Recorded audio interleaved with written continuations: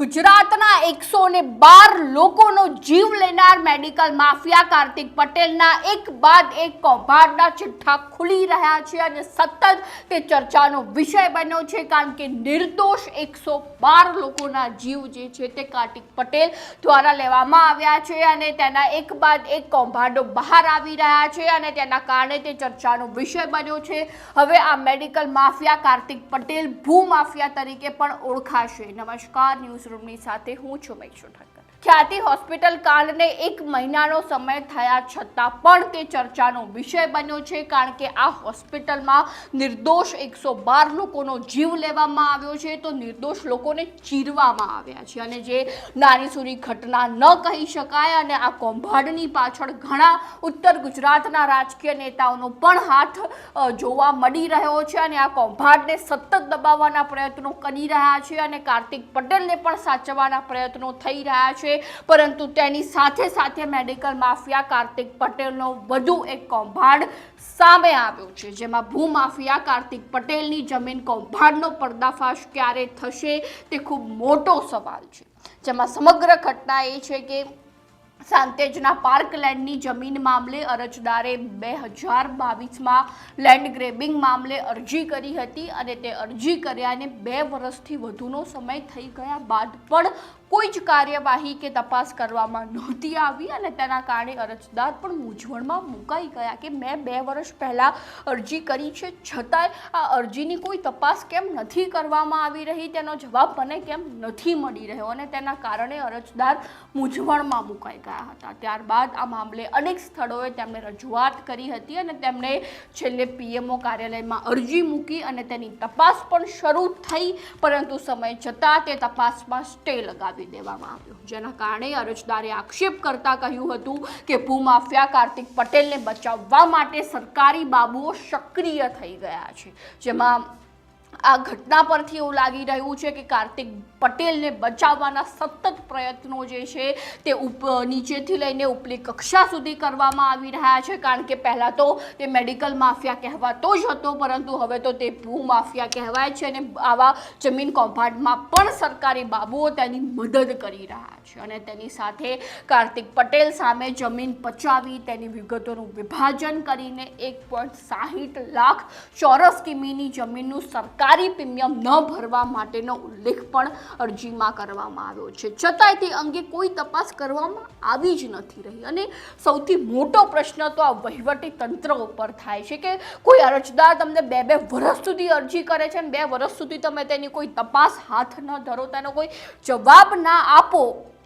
અને તમારું વહીવટી તંત્ર કેટલા હદ સુધીનું ખરાબ નીચલી કક્ષાનું કહેવાય અને તમે આવા માફિયાઓને બચાવવાનું કાર્ય કરી રહ્યા છો ને તે માત્ર થોડાક રૂપિયા માટે કરીને અને હવે તો ખરેખર આ વહીવટી તંત્રને શરમ આવી જોઈએ કારણ કે હવે તો એવું કહેવાનું મન થાય છે કે વહીવટી તંત્ર તે માફિયાઓનું તંત્ર થઈ ગયું છે કારણ કે કોઈ પણ માફિયા હોય, મેડિકલ માફિયા હોય, ડ્રગ્સ માફિયા હોય કે પછી ભૂમાફિયા હોય, દરેક માફિયાઓ રૂપિયા ખવડાવીને વહીવટી તંત્ર ખરીદવાનું કાર્ય કરે છે અને તે હાલની જનતા પણ ક્યાંક ને ક્યાંક જાણી રહી છે પરંતુ જ્યારે જનતા દ્વારા જે કોઈ અવાજ નથી ઉઠાવવામાં આવતો, જનતા જે છે તે ક્યાંક શાંત મોડમાં દેખાઈ રહી છે તેના કારણે જ વહીવટી તંત્રમાં જે છે તે આટલા મોટા પ્રમાણમાં ભ્રષ્ટાચારો થઈ ગયા છે, વહીવટી તંત્ર માફિયા તંત્ર બની ગયું છે અને સતત ભ્રષ્ટાચારના કૌભાંડ જે છે તે સતત બહાર આવી રહ્યા છે છતાંય વહીવટી તંત્ર દ્વારા જે છે તે એ ભ્રષ્ટાચાર નથી બંધ કરવામાં આવી રહ્યો કે ભાઈ અમારું તંત્ર તો હવે ખુલ્લું પડી ગયું છે, અમારે હવે શરમ રાખીને સારું કાર્ય કરવું પડશે, લોકો માટે કાર્ય કરવું પડશે અને કાર્તિક પટેલ પહેલાં તો સૌથી મોટો પ્રશ્ન જ વહીવટી તંત્ર ઉપર ઊભો થાય છે કે જે માફિયાએ 112 લોકોના જીવ લઈ લીધા છે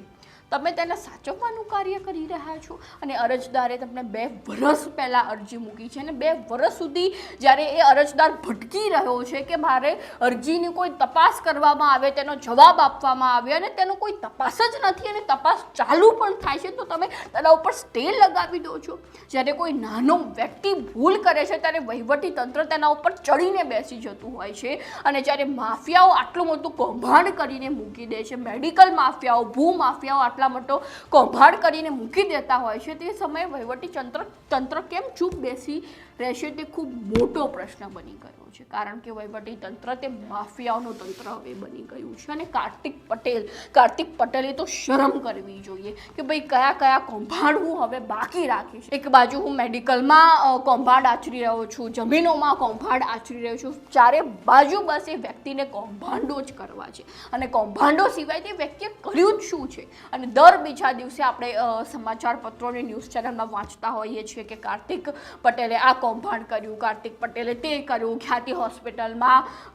લોકોના જીવ લઈ લીધા, તેમને ચીરી નાખ્યા. ક્યારે કાર્તિક પટેલ વિશે કોઈ સારી બાબત તો આપણને જોવા મળી જ નથી. અને સૌથી મોટી વાત તો એ છે કે કાર્તિક પટેલને છાવરવાનું કાર્ય કોણ કરે છે, કારણ કે આટલા બધા કૌભાંડો કરવા તે રાજકારણની મિલીભગત વગર તો તે શક્ય નથી, જેમાં કોઈ નેતાનો 100% ભાગ હોવો જોઈએ, ભાગ નહીં તો તેનો સહકાર તો હોવો જ જોઈએ કે ભાઈ તું કૌભાંડ કર, હું સાચવી લઈશ. જો આ પ્રકારનો સહકાર હોય તો જ કોઈ પણ વ્યક્તિ જે છે તે આટલા મોટા કૌભાંડો કરી શકે, ખ્યાતિ હોસ્પિટલમાં લોકોને ચીરી શકે, જમીનમાં કૌભાંડો કરી શકે. અને હજી તો અન્ય કેટલાય કૌભાંડો કર્યા હશે અને તે ક્યાંક બહાર પણ નહીં આવ્યા હોય તેવી પરિસ્થિતિ પણ સર્જાઈ શકે છે. જો કે સમય જતાં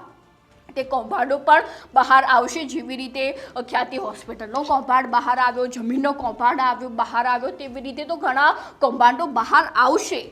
પરંતુ તેના ઉપર કાર્ય ક્યારે થશે તે ખૂબ જ મોટો પ્રશ્ન બની ગયો છે. અને હાલમાં કાર્તિક પટેલ જે છે તે ફરાર દેખાઈ રહ્યો છે અને તેની પકડવાની જહેમત અત્યાર સુધી કોઈએ ઉઠાવી નથી, કારણ કે વહીવટી તંત્ર જે છે તે પોલીસ તંત્ર છે તે શાંતિથી બેઠી રહ્યું છે. કારણ કે આટલો મોટો કૌભાંડી માફિયા આવી રીતે ફરી રહ્યો છે અને પોલીસ તંત્ર જો કશું ન કરી રહી હોય તો એ બાબત બહુ જ ખોટી છે. એટલે કે પહેલાં તો વહીવટી તંત્રએ જે છે તે વહીવટી તંત્ર ઉપર ભ્રષ્ટ નામનો જે શબ્દ લાગી ગયો છે ને, એ ભ્રષ્ટ નામનો શબ્દ તેમને દૂર કરવો પડશે પહેલાં.